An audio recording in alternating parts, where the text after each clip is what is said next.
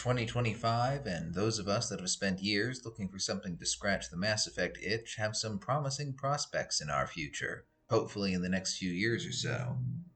If you're like me, the Mass Effect trilogy drew you in with a mix of exciting gameplay, deep science fiction world building, and fun characters. It's a particular mix for those of us that love RPGs and science fiction, who want to craft our own character to explore alien worlds. We haven't had many games since that really managed to live up to that legacy in the same way. Today I'm going to briefly discuss not one but three games that promise to follow up that tradition properly. The first of these, and most recently announced, is The Expanse Osiris Reborn from Owlcat Games. The Expanse is one of my favorite sci-fi series. The books are great and the TV series is quite good. The series takes place in what I would describe as a very grounded setting with fairly realistic approaches to space travel and colonization, with themes that are closer to cyberpunk than others on this list. Several centuries into the future, mankind has settled the solar system, but other stars remain out of reach. The superpowers of Mars and Earth perpetually squabble for control over the resources of the system, while the impoverished workers of the asteroid belt, stations, and outer planets struggle for basic rights. The whole solar system is essentially a mess of special interests vying for control: interplanet militaries and corporations, Belter revolutionaries, and pirate factions. Dropped into this mess is a piece of extremely powerful but dangerous and uncontrollable alien technology. The scramble to control and exploit that technology is what kicks off the series. I won't spoil more than that. Check it out, it's great. As to the game itself, we will be playing as a Pinkwater Securities mercenary caught in the wrong place at the wrong time while taking shore leave on the Martian moon Eros. Trapped in a deadly lockdown, we're drawn into a system-spanning conspiracy. If that's referencing the event I think it is, that suggests the game will take place around the second half of the first book or the end of the first season of the show. The developers have said some actors from the show will reprise their characters. We will be able to customize our character, including selecting a background from Earther, Martian, or Belter, which will be reflected in the character's physique. We'll come to captain our own ship with our own crew of specialists, each with their own story to tell. The game website says our journey will take us from the hydroponic gardens of Ganymede to the slums of Ceres Station, from whole bunker complexes hidden in the asteroid belt to the imperious political bastions of Mars and Earth's moon Luna. Now, to be clear, while The Expanse is known for having some of the most arguably realistic space battles in fiction, the developers have confirmed we will not be piloting our own ships. That was more than the developers wanted to take on, which is fair. In fact, that's true of all the games we're talking about today. Owlcat Games also has an impressive track record with RPGs, having previously developed Pathfinder Kingmaker, Pathfinder Wrath of the Righteous, and Warhammer 40,000 Rogue Trader. They're also working on a Dark Heresy game. They've never done this sort of action RPG or shooter before, but neither had BioWare before they made Mass Effect. At any rate, I'm definitely excited to jump into this game and explore this universe with my own character. Next on the list is Exodus, an action RPG from Archetype Entertainment, a new studio under Wizards of the Coast founded by experienced developers, notably James Olin. He was lead designer on Dragon Age Origins and Star Wars Knights of the Old Republic, amongst other games. Drew Karpyshyn, lead writer of the first Mass Effect game, also joined the studio. He's not the only major writing talent behind this project, though. Archetype has worked with several established and popular science fiction authors to develop their setting, namely Peter Hamilton and Adrian Tchaikovsky. Where The Expanse only looks a few centuries into the future of our solar system, Exodus takes us tens of thousands of years into our future to a distant corner of the Milky Way galaxy called the Centauri Cluster. Humanity has abandoned old Earth in search of greener pastures, and gradually they have converged on Centauri after an early ship sent a signal indicating habitable worlds had been found. The trick is that because the Ark ships started off going in different directions, they've been arriving in the cluster thousands of years apart despite all leaving Earth at roughly the same time. The consequence of this is that settlers arriving in the cluster for a fresh start instead find interstellar civilizations with thousands of years of history founded by those earlier colonists. These ancient civilizations that dominate the Centauri cluster are called the Celestial Dominions. Celestials are the descendants of those ancient human settlers that have modified themselves over the millennia to the point where they view the new settlers fresh off the Ark as little more than unevolved monkeys. Thus, humans are left to try to eke out an existence on the periphery of celestial power struggles, vastly outnumbered and outgunned. Those with the daring to challenge this status quo and bring back something of value are the Travelers. Travelers leave human worlds to explore those dangerous worlds and megastructures abandoned by the Celestials for one reason or another, often the sites of ancient wars or fallen civilizations, hoping to acquire a piece of data or technology that will better their people and make them rich.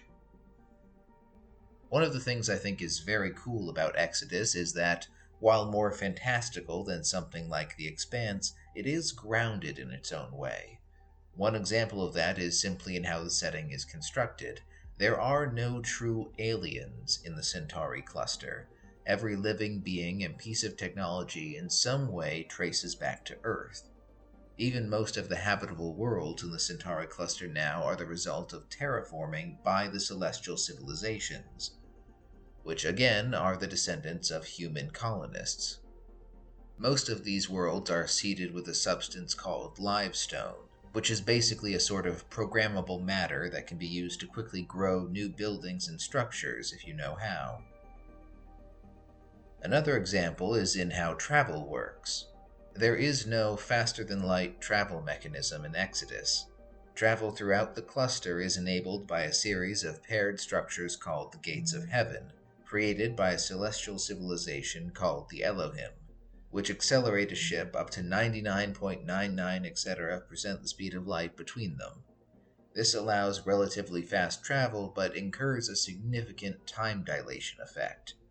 So while a traveler may only experience a few weeks or months of time on their journey, years or even decades may pass on their home planet. For this reason, travelers often set up familial enterprises called traveler dynasties that manage their affairs while they're on their expeditions, which are called exoduses. These are often some of the richest and most powerful entities on human worlds. In the game itself, we'll be customizing a character named June Aslan, a member of the Aslan dynasty on the human world of Lydon. June is special, having been genetically engineered to interface with celestial technology.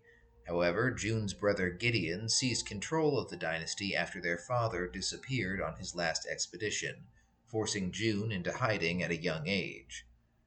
Meanwhile, the entire planet of Lydon is in danger. The Archimedes engine, an ancient piece of technology that maintains Lydon's stable orbit around a gas giant, is failing due to a mysterious technological infection. As June, we will start out as down-on-our-luck scavengers, going on to claim our own starships as travelers and save our home with a colorful cast of companions alongside us.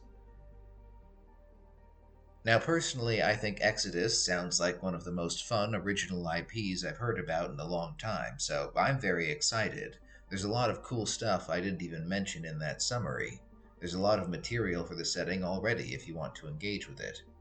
You can find a lot of short lore videos and short stories on the website. It also had an episode on that secret level show Amazon made, covering the story of a father taking to the stars to find his daughter, who ran away to become a traveler.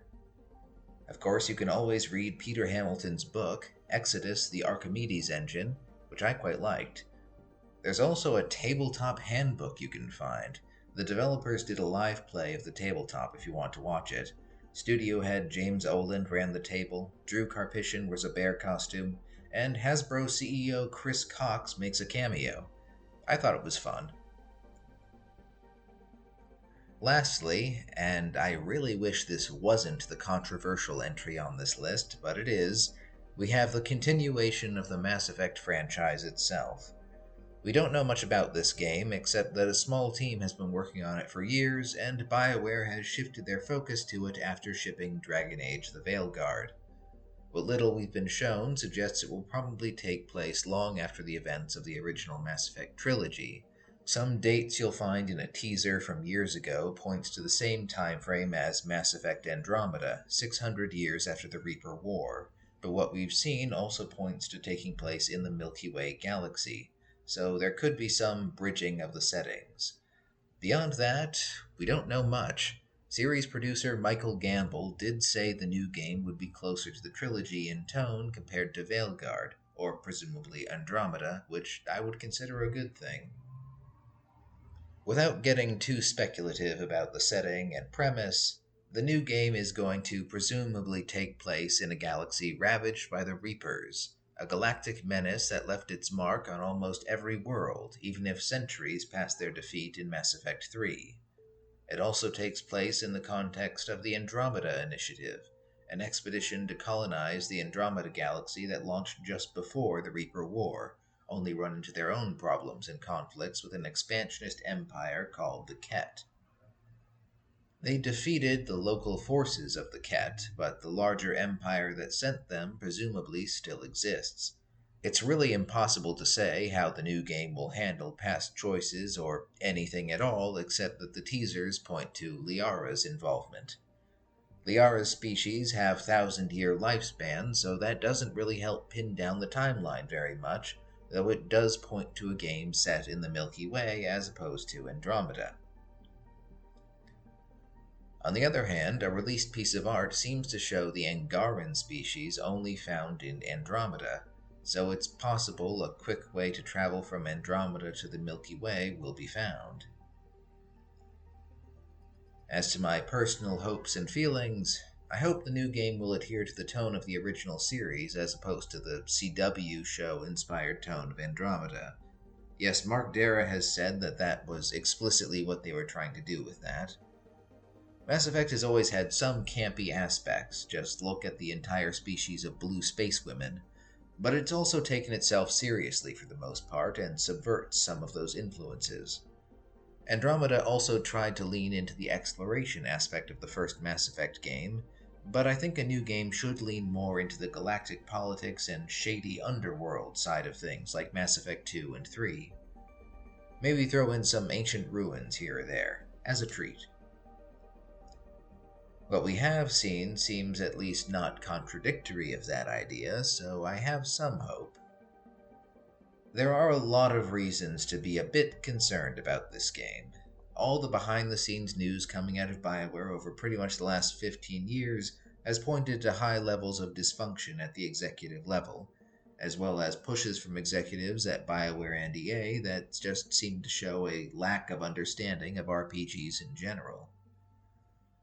The good news on that, sort of, seems to be that the lack of understanding seems to be worse on the Dragon Age side of things compared to Mass Effect, which will hopefully not face the same sort of unreasonable deadlines and resource starvation Dragon Age did. It also seems like some of the best parts of Veilguard actually came from the Mass Effect team, whom upper management is more inclined to give resources to. Then again, the studio did lose a lot of personnel to EA after Veilguard shipped, which the Mass Effect team will have to claw back once they go into full production. All in all, I'll keep an ear to the ground for the new Mass Effect game, and if it seems that it'll be fun, I'll try it. If I get 3 fun sci-fi action RPGs in the next 3 or 4 years, I'll be a happy camper. But I'm not exactly wildly excited for this one. I say 3, but we almost had 4. This is a what if that's going to haunt me for a little while. You see, Casey Hudson, previous general manager at BioWare and one-time lead of the original Mass Effect trilogy, founded a studio called Humanoid Origin after he left. He brought in a bunch of other former BioWare people to work on an unnamed sci-fi RPG project. Unfortunately, when he tried to raise funds to go into full production, he was unable to do so. The landscape had changed and became more risk-averse. The studio was shut down in 2024, with only these pieces of concept art ever revealed from the project. I was intrigued by the art, so this was pretty disappointing. Sorry, I feel like I'm leaving this video on a bit of a downer. Hey, at the very least, we have two very promising RPGs coming down the pipeline, and at least some reason to hope Mass Effect won't be mishandled as badly as Dragon Age was at BioWare. Sci-fi RPG fans will be eating well in the future. So farewell, travelers, and stay strong, Beltalowda. I should go.